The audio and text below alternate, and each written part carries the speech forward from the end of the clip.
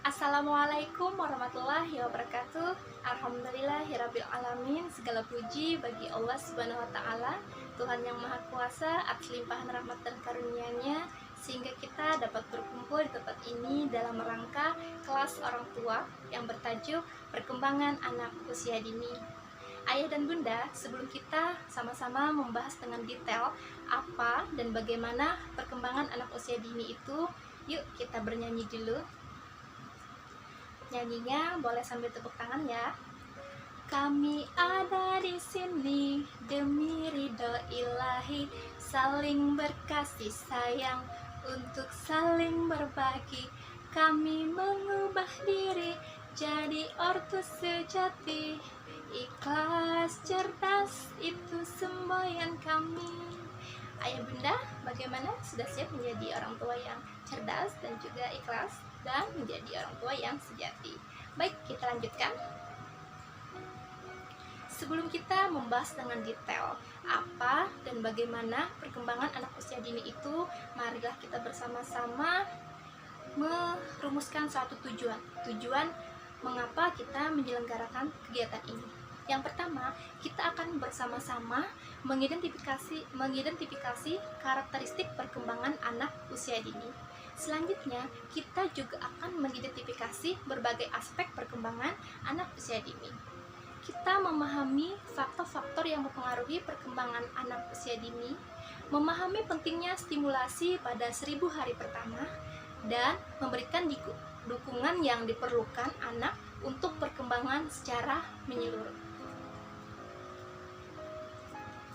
Ayah dan Bunda, kita tentu bertanya-tanya, siapakah anak usia dini itu? Nah, seperti yang ada di layar, anak usia dini itu adalah anak yang prosesnya dimulai dari masa kehamilan hingga anak itu berusia 6 tahun. Masa tumbuh dan berkembang anak dimulai ketika proses pembuahan hingga anak itu berusia 6 tahun, atau selama ini dikenal dengan masa golden age, masa keemasan, yang mana merupakan masa keemasan golden age pertumbuhan dan perkembangan anak yang terjadi akan menjadi fondasi bagi anak tersebut kelak di kemudian hari. Setiap anak adalah unik. Anak akan tumbuh, berkembang, dan belajar dengan kecepatannya yang berbeda sesuai dengan usianya. Baik, pertumbuhan dan perkembangan. Kita akan membahas bersama apa sih yang dimaksud dengan pertumbuhan, apa sih yang dimaksud dengan perkembangan.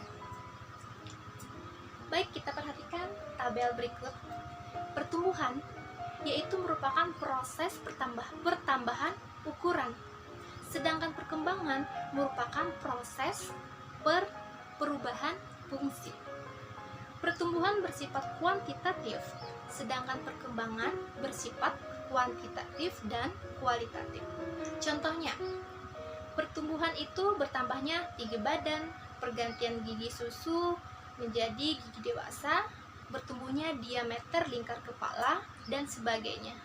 Sedangkan perkembangan, contoh konkretnya itu kemampuan berbicara, bertambahnya kosakata anak dari segi kuantitas, kemudian pengucapan kosakata tersebut semakin jelas, itu dari segi kualitas. Proses pertumbuhan dan perkembangan adalah dua hal yang saling berkaitan erat satu sama lain.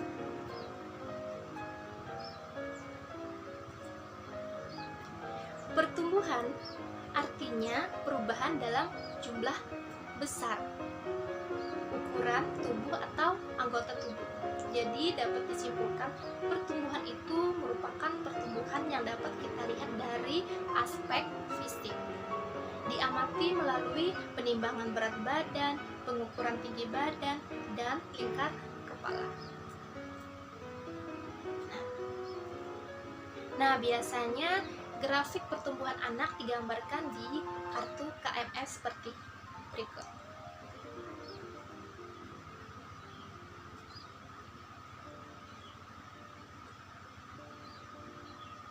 Nah, ini kita akan menggambarkan dari segi perkembangan. Nah, dapat disimpulkan bahwa perkembangan adalah bertambahnya kemampuan atau skill dalam struktur dan fungsi tubuh yang lebih kompleks dalam pola yang aturan dan dapat diramalkan sebagai hasil dari proses pematangan berkaitan dengan aspek kemampuan gerak, intelektual, sosial, dan emosional. Nah, biasanya perkembangan itu dia terdapat dalam grafik DDTK, deteksi dini tumbuh kembang anak.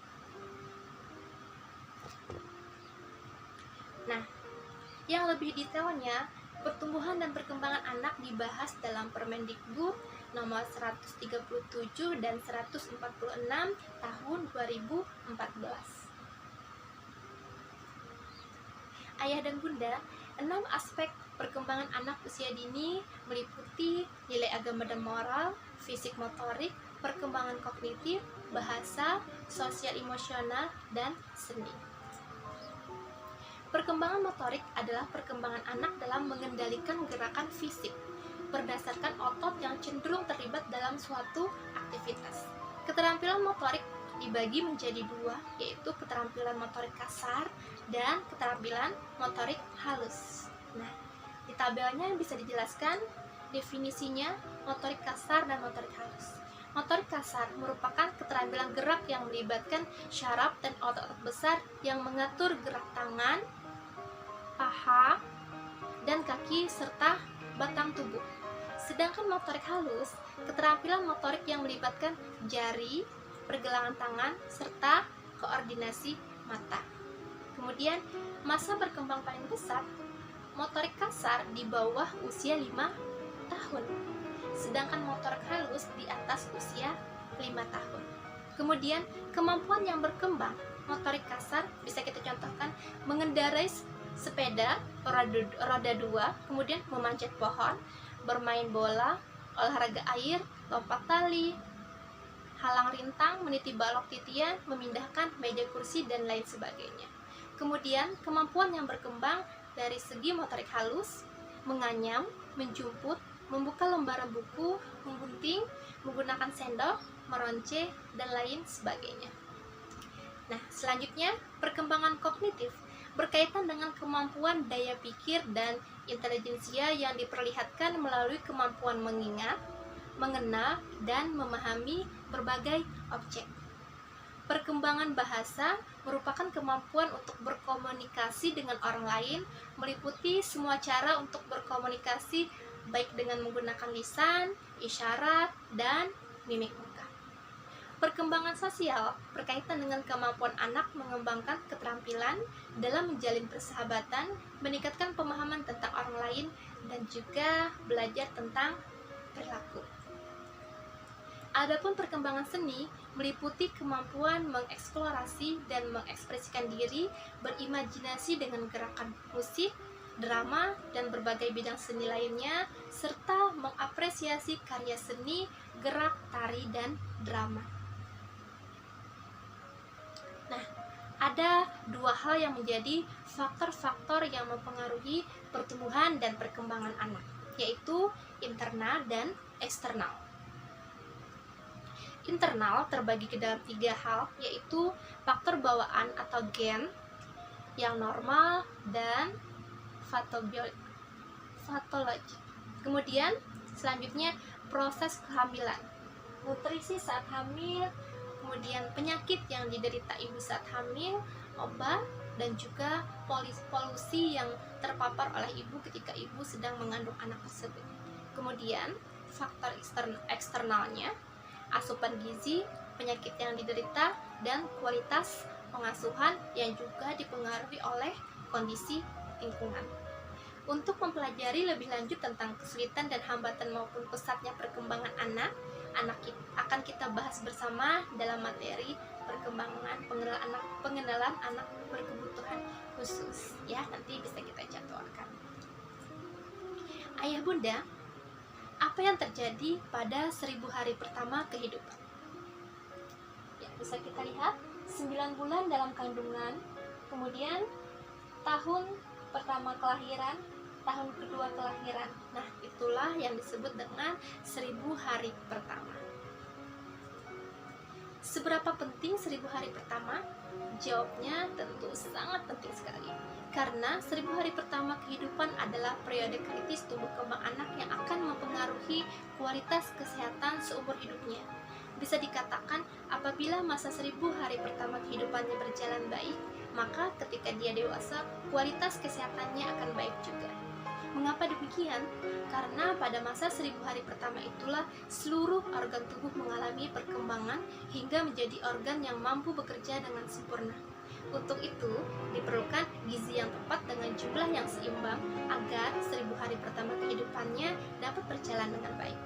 Apabila pada masa ini gizi yang diberikan tidak mencukupi, maka akan mempengaruhi kualitas kesehatan si anak, bahkan sampai dewasa nanti.